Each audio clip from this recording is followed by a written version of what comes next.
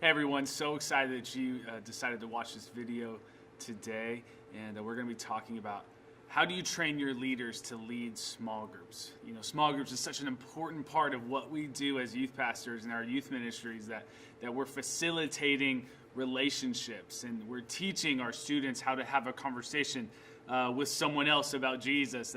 Small groups are really important, but one of the most important things about small groups is the small group leader. And it's so important for us as youth pastors to train our small group leaders on how to lead an effective small group and how to do it. So I want to just talk to you about how do you train your leaders today. And I think the biggest thing that students are looking for nowadays is acceptance and consistency.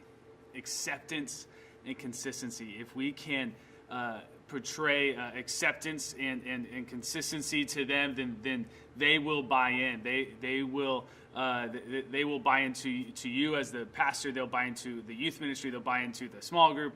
That if we can get them to feel accepted, and that if we can be in a consistent relationship, consistent voice in their life, then we will win. You know, that our teenagers are growing up in a culture that encourages them to be politically correct at the expense of taking a stand for their faith. They're living in a culture that encourages them to abandon their faith, to have their own views. And so one of the ways we can battle that, not just through sermons, not just through services, but through small groups. That small groups are such an important part of what we do. And the heart of small groups is to connect with students relationally and walk with them spiritually.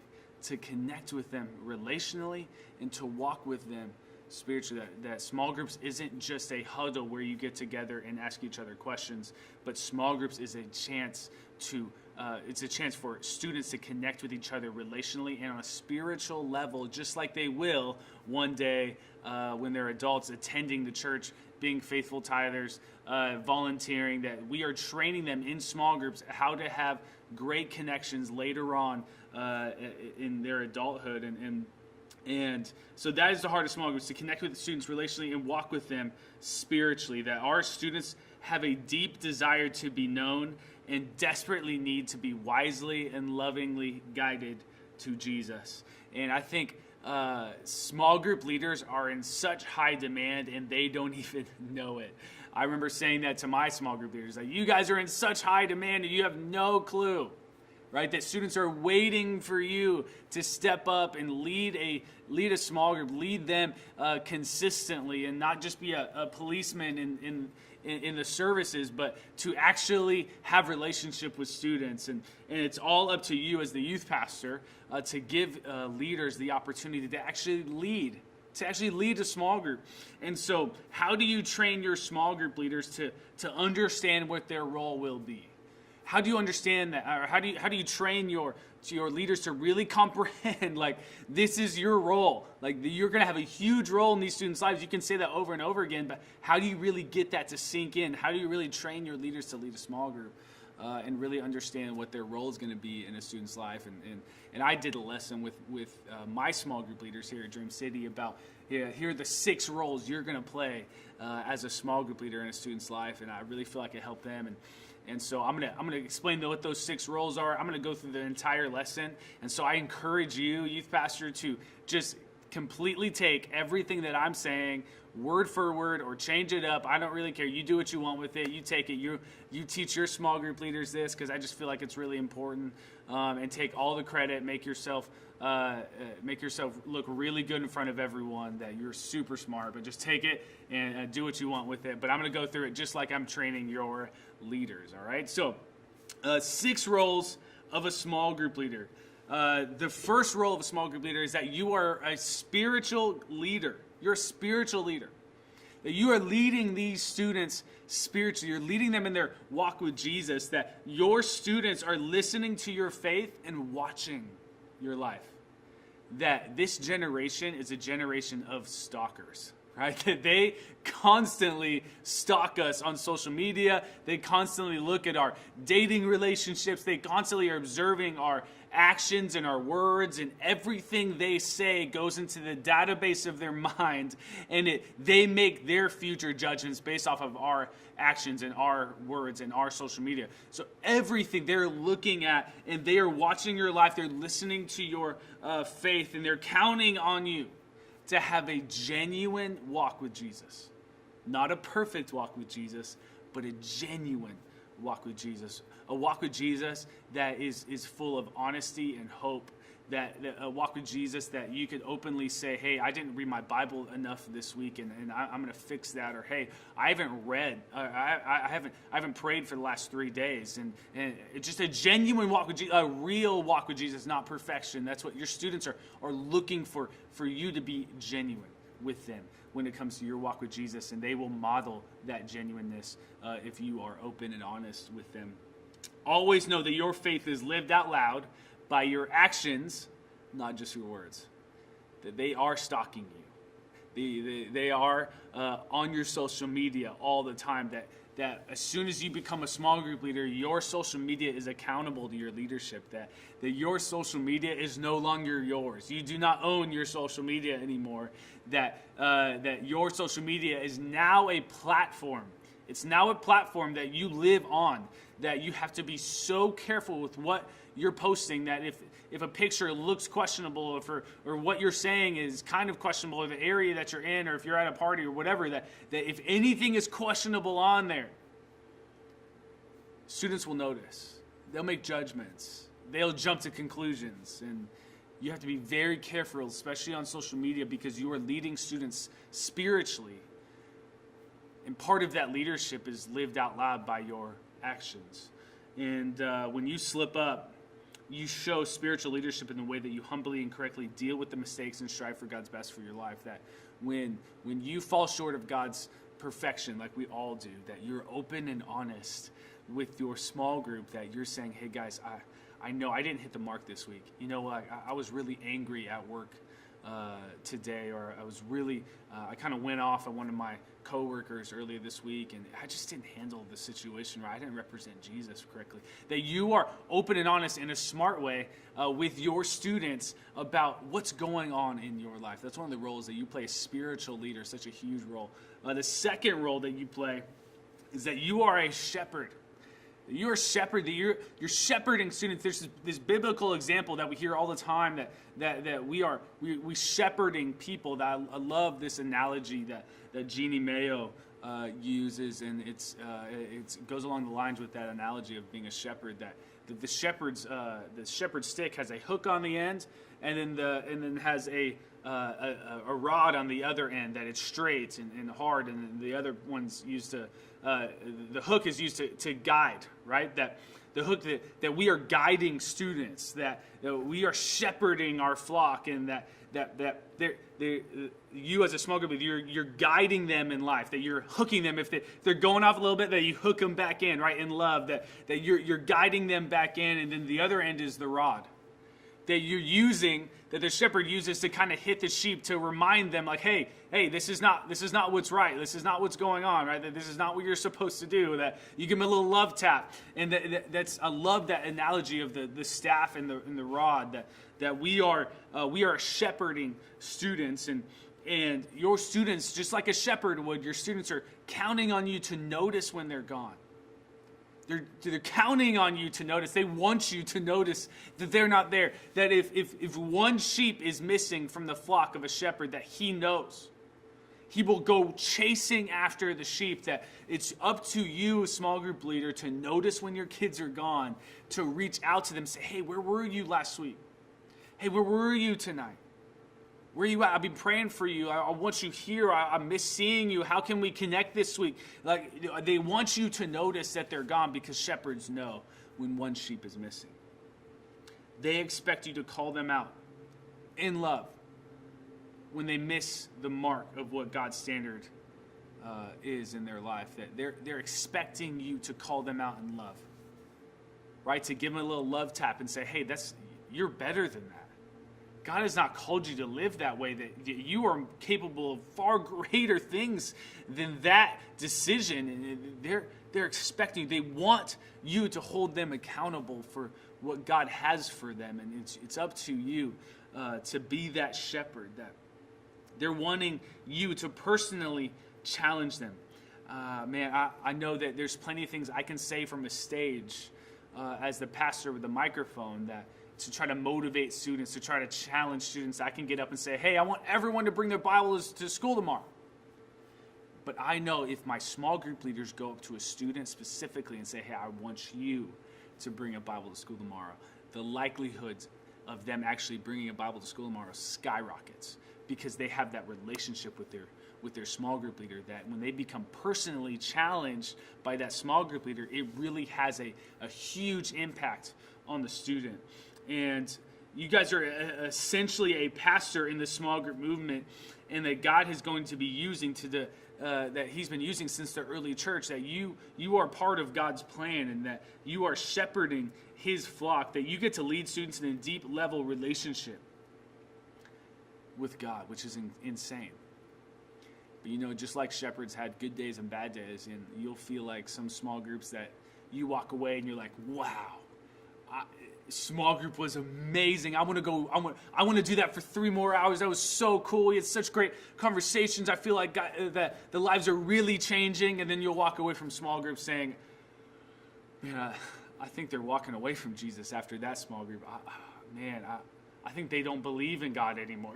Like you're going to have really good small groups and really bad small groups, but just like any shepherd, you have to stay consistent, right? That he keeps coming back to the flock, even if they're not behaving, that they keep coming back to the flock no matter what, that you are consistent in their life because you are their shepherd as their small group leader. The third role of a small group leader is that you're part of the youth ministry team.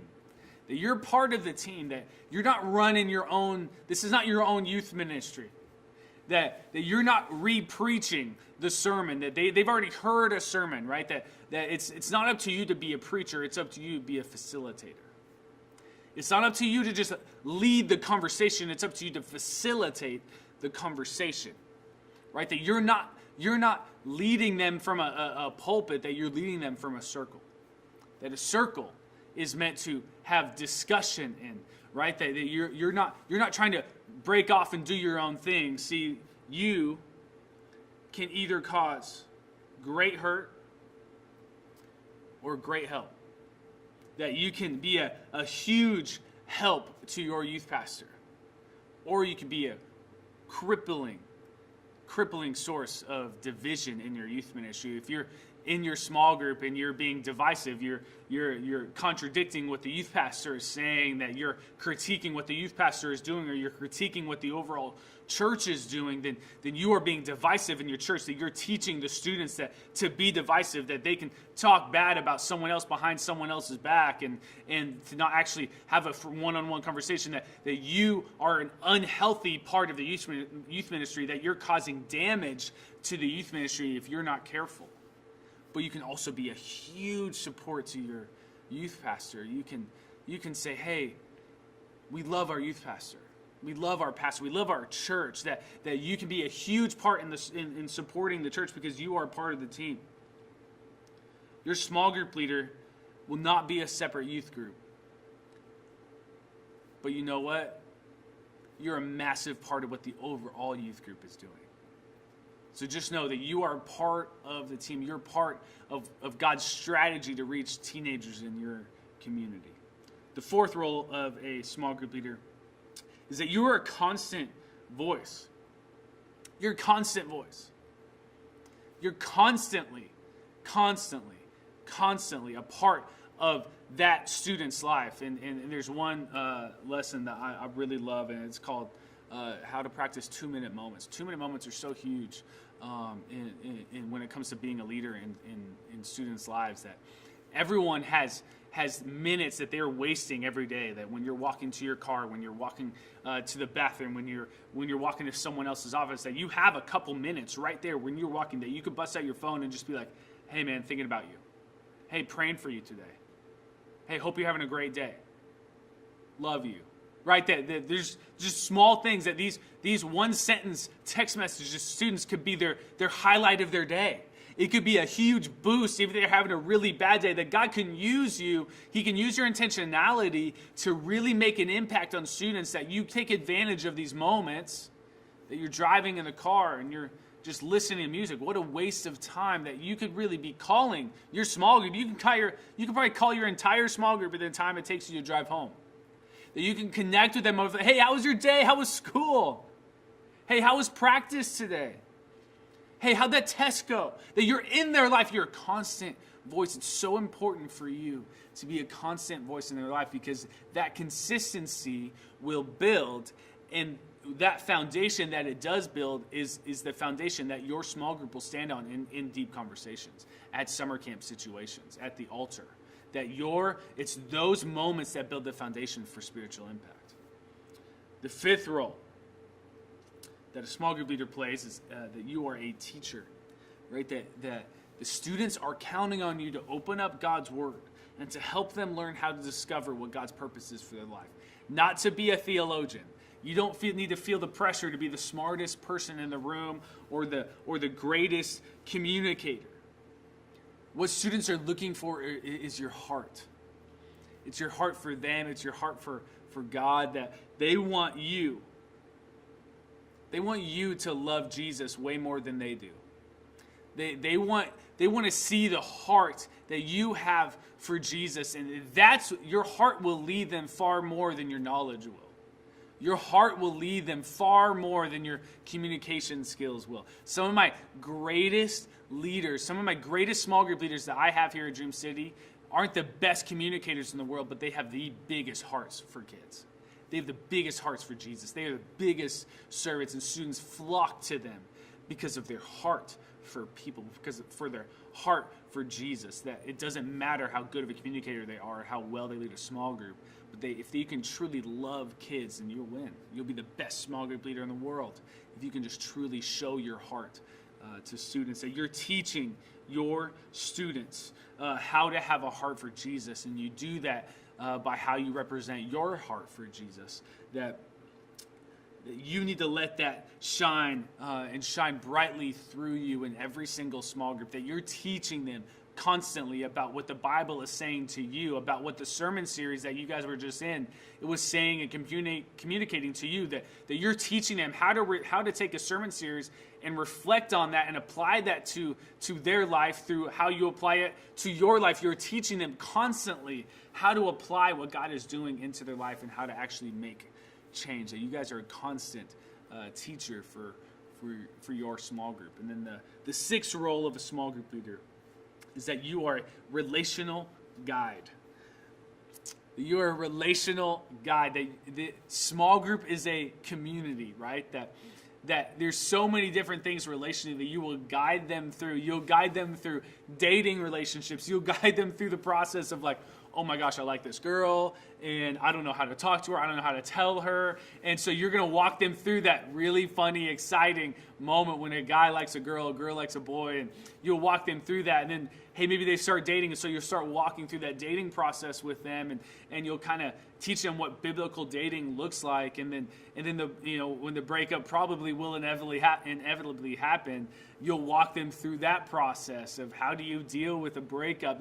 You guys are a relational guide. You're walking them through every step of their life on different types of relationships. How do they obey a parent that doesn't follow Jesus, or how do they obey a teacher that seems to be against them, and how do you not let the friends at school influence you to do things that you don't want to do? That you are a relational guide. You're constantly guiding them through the relationships in their life, and you are showing them how to have biblically based, biblically centered relationships. That you are a relational guide. That you are facilitating connections and building relationships between the students in your small group. That your goal is for your small group to be best friends. Now, if that doesn't happen, that is fine. But that's the goal, that you want them to connect relationally and have it be biblically centered around what you guys talk about. But your students will become friends. And if they're not, then you need to switch things up in your small group. But you're there to facilitate those connections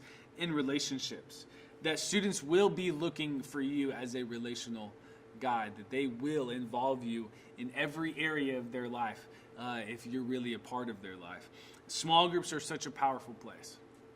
That you as a small group leader, it's so important for you to be prayed up, to study, to look over the questions your youth pastor sends you, to come up with your own, or to pay attention in the sermon series or whatever the curriculum you guys are using, that you are doing your part as the leader to be as prepared as possible when you walk into your small group. Because the biggest tool that you have, the greatest tool you have, is confidence. If you can walk in there confident that God is with you, that God is going to move, that you're walking in there confident that this small group is going to be amazing, that God is prepping it for you, that you're prepared, that you're confident, that if you walk in confidence, students will look to you as the leader, that they will look to you and say, wow, I'm really excited for small group tonight, that it's going to be really, really good, based just on your confidence. And if you exude confidence, that is the key. And youth pastor, train your leaders. Train your leaders as much as possible. Prep your leaders. Part of your leaders having confidence is how you train them.